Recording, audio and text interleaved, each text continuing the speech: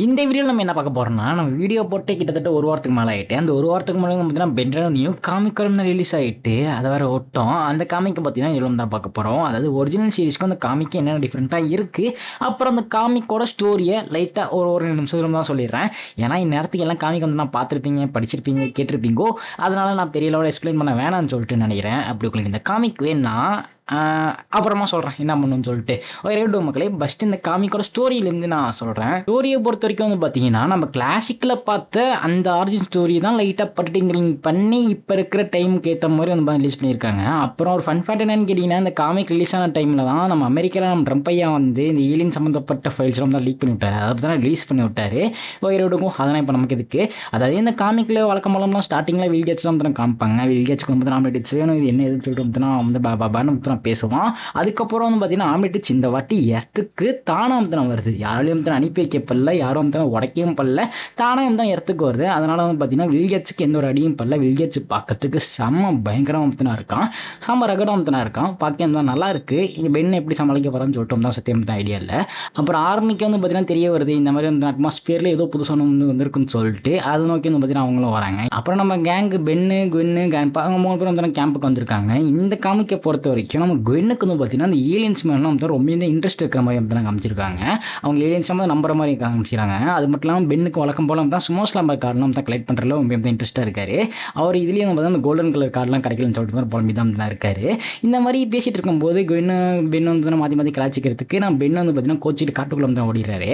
வழக்கம் போல தான் காட்டுக்குள்ள போகும்போது என்ன நடக்கும், ஆம்லெட்ஸ் வந்து கீழே விழுவோம். அதே மாதிரி வந்து பார்த்தீங்கன்னா ஆம்லெட்ஸ் வந்து பென்னுக்கு கீழே வந்து ஓடுவது. இந்த சமயம் வந்து பார்த்தீங்கன்னா ஆம்லெட்ஸ் பார்க்கறதுக்கே ரொம்ப வித்தியாசமா இருக்கு. அந்த லுக்கே வந்து பார்த்தீங்கன்னா ஒரு சிம்பியாட் மாதிரியும் தான் இருக்கு.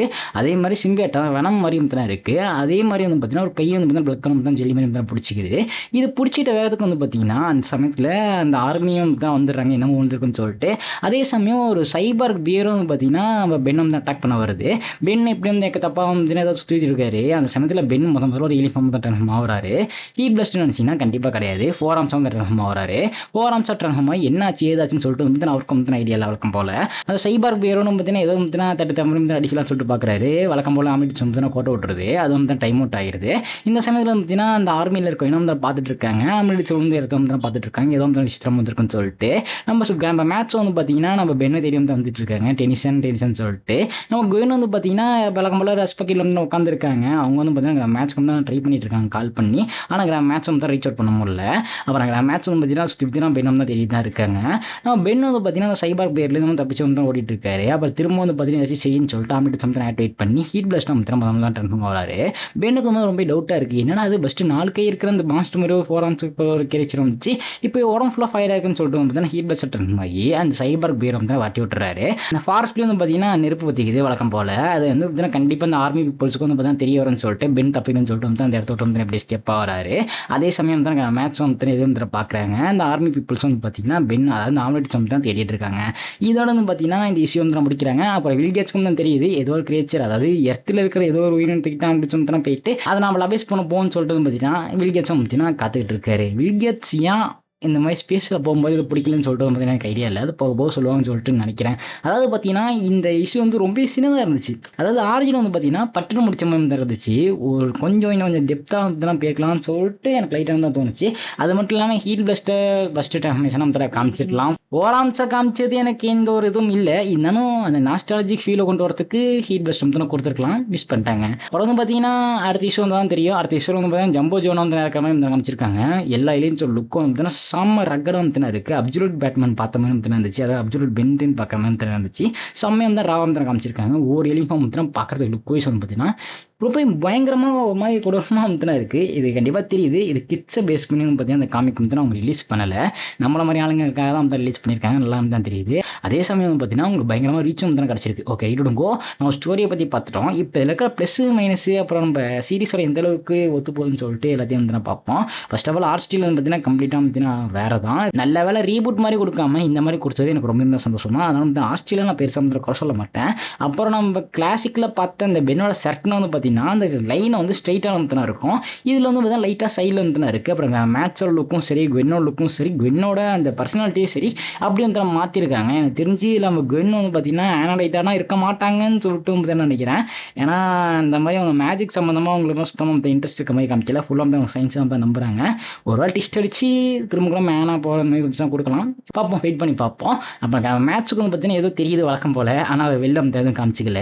அவர் என்ன பண்ணுறான்னு சொல்லிட்டு அடுத்த இஷ்யூல வந்து நான் பார்த்து தெரிஞ்சுப்போம். அப்புறம் ஒரிஜினல் சீரிஸோட கம்பேர் பண்ணும்போது இந்த ஆர்ஜின் வந்து பார்த்தீங்கன்னா கொஞ்சம் இல்லை ரொம்ப வந்து மாற்றிட்டாங்க. அது எனக்கு பிடிச்சிருக்கான்னு கேட்டிங்கன்னா ஓகே தான். எனக்கு ஒரிஜினலை பார்த்து பார்த்து பழங்கினால இது வந்து பார்த்தீங்கன்னா எனக்கு அந்தளவுக்கு பார்த்தோன்னே வந்து நான் பிடிக்கல. ஆனால் நல்லா இருக்குது, மொக்கம் சொல்ல மாட்டேன், நல்லா இருக்குது. இன்னும் கொஞ்சம் டெப்த்தாக வந்து கொடுத்துருக்கலாம். ஏன்னா நான் கிளாசிக் வந்து அந்த ஃபர்ஸ்ட் எபிசோட மட்டுமே நான் பல வாட்டி வந்து நான் பார்த்துருப்பேன். அதனால வந்து பார்த்தீங்கன்னா அதில் ஒவ்வொரு விஷயமும் எனக்கு நல்லா இருந்தால் மண்டக்குள்ள ஓடிட்டு இருக்கும். அது இதையும் தான் கனெக்ட் பண்ணி பார்க்குறப்ப எனக்கு அதுதான் டாப்பில் இருந்துச்சு. ஒரு வேளை அடுத்த இஷ்யூனா பார்க்குறப்ப இன்னும் வந்து எனக்கு கனெக்ட் ஆகி இன்னும் வந்து பிடிக்கலாம். ஒரு ரைட் விடுங்கோ உங்களுக்கு எப்படின்னு சொல்லிட்டு மறக்க அமைச்சிருக்கேன், போயிட்டு விடுங்கோ. அப்புறம் வந்து இந்த ஆம்னிடிச் லுக்கு இது வந்து ரொம்ப வித்தியாசமாக இருக்குது. இந்த மாதிரி வந்து நான் எக்ஸ்பெக்ட் பண்ணல. இந்த கொஞ்சம் டீட்டெயில் கொஞ்சம் நல்லா கொடுத்து பண்ணியிருக்கலாம். இவங்க வந்து பார்த்தீங்கன்னா ரூட் மாதிரி வந்து பார்த்தீங்கன்னா அப்படியே கொடுத்துருக்காங்க. அது போக போக ஏன்னு சொல்லிட்டு வந்து தெரியும்னு சொல்லிட்டு நினைக்கிறேன். அது மட்டும் இல்லாமல் இதில் பென்னு அந்த ஏலியனை சூஸ் பண்ணுறது பார்த்தீங்கன்னா காமிக்கல. அதை ஆம்னிடிச்சோட இந்த ஃபேஸ் வந்து பார்த்தீங்கன்னா எப்படி இருக்குன்னு சொல்லிட்டு பார்த்தீங்கன்னா காமிக்கல. அதாவது நம்ம கிளாசிக்கில் பார்த்துருப்போம், பென் வந்து பார்த்தீங்கன்னா அந்த ஏலியனாக ட்ரான்ஸ்ஃபார்ம் ஆகும்போது அந்த ஏலியனோட லுக்கும் தானே காமிப்பாங்க. இந்த காமிக்கில் வந்து தானே காமிக்கல. அது ஏன் என்னதுன்னு சொல்லிட்டு பார்த்தீங்கன்னா எனக்கு தெரியல. அடுத்த இஷ்யூல வந்து தானே காமிச்சிருக்கலாம்னு சொல்லிட்டு நினைக்கிறேன். இருந்தாலும் இதிலே காமிச்சிருக்கலாம் அது என்ன ஏலியன்னு சொல்லிட்டு பென் பார்க்குற மாதிரியும் தெரிய மாதிரி லைட்டாக காமிச்சிருக்கலாம். அது இன்னும் கொஞ்சம் அந்த ஆம்னிடிச் லுக்கும் இன்னும் காமிக்கிற மாதிரி தான் இருந்திருக்கும். அதை காமிக்க மாட்டாங்க. அடுத்த இஷ்யூல வந்து காமிப்பாங்கன்னு சொல்லிட்டு நினைக்கிறேன்.